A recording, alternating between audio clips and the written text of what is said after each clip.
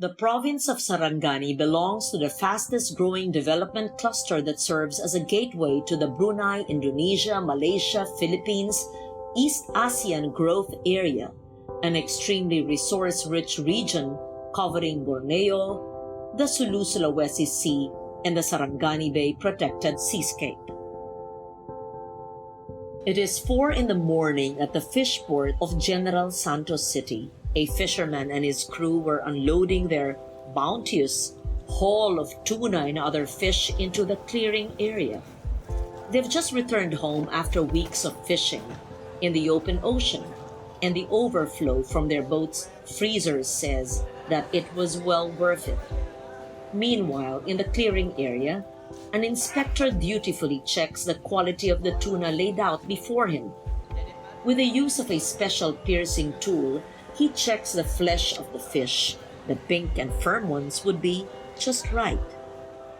A few meters beyond the market is a body of water that breathes life into the multi-million tuna industry of General Santos City. This, as well as a continuance of many other businesses and communities surrounding this majestic seascape, is a testament to the cornucopia de sa Sarangani Bay Protected Seascape.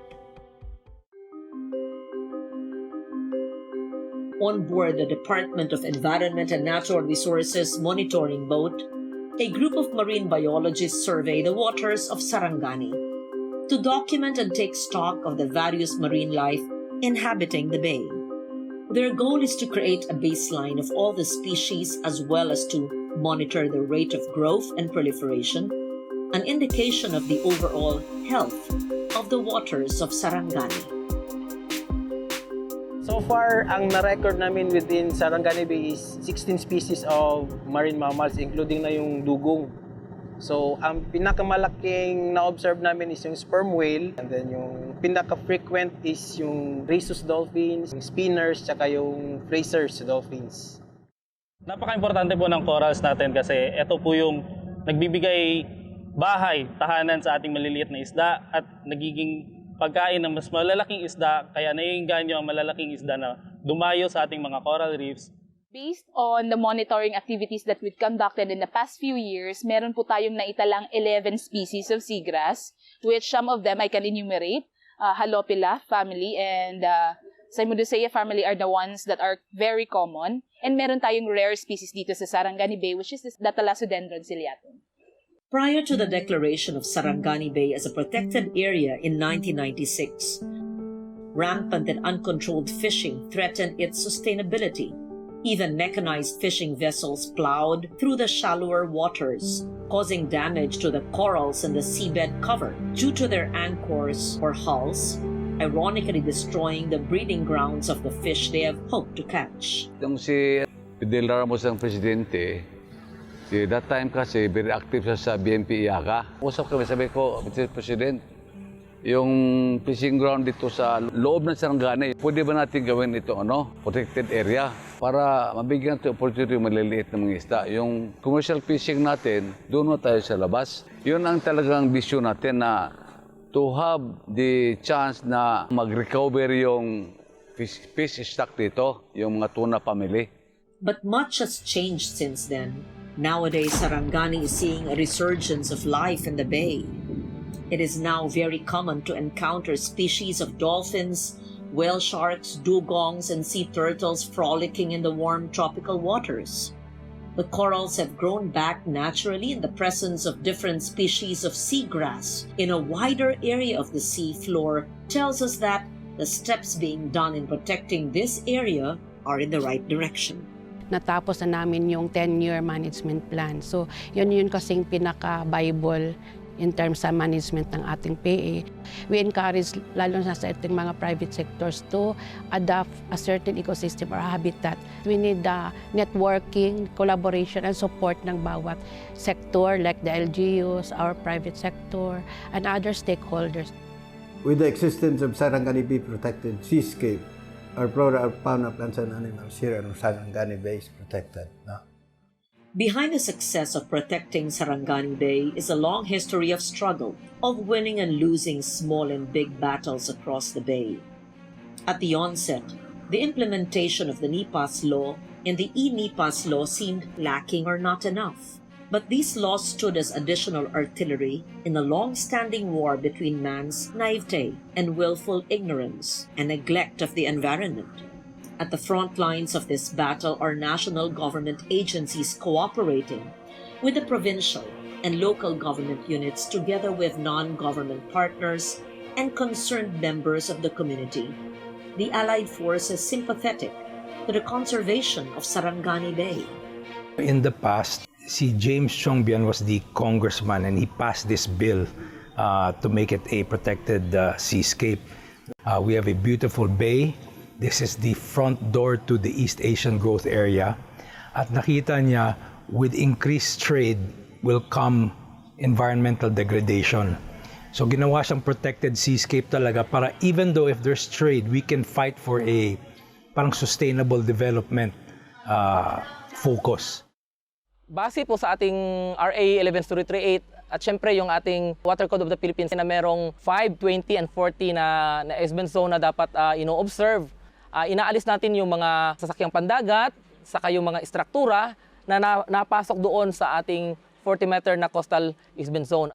Naglagay ang ating Municipal Mayor Alexander Brian Reganit ng bantay dagat. Marami kasing pangyayari na kung minsan na hindi ito nakikita. Maraming mga illegal fishermen na kumukuha doon, nasisira ang ating kalikasan. One of our tasks is to monitor the water quality of Sarangani Bay. And we monitor it monthly. Our monitoring results, we give them to the LGUs in order for us to make some suggestions, and we help them in the campaign. We do our IECs. The members of the PAMBI, which is about 86 members, local government units, and other line agencies, including academe, are very active and very supportive to this program.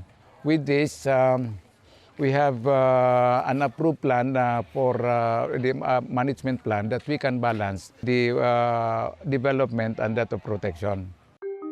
Back at the monitoring boat, the team ends their first day in one of the resorts along the bay. As mandated by law, the resort is under a SAPA or a Special Use Agreement in Protected Areas, which allows them to operate and use the beachfront covered by the protected area for a fee.